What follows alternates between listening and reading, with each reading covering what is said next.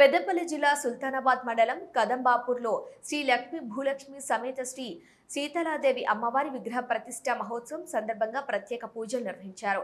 అనంతరం ఇంటికో బోనం చొప్పున మహిళలు నెత్తిన బోనం ఎత్తుకొని శివసత్తుల పూనకాలతో బయళ్ల పూజారుల విన్యాసాలతో డప్పు చప్పుళ్ల మధ్య మహిళలు ఆలయం వద్దకు చేరుకొని పోచమ్మ తల్లికి బోనాలు నైవేద్యంగా సమర్పించారు.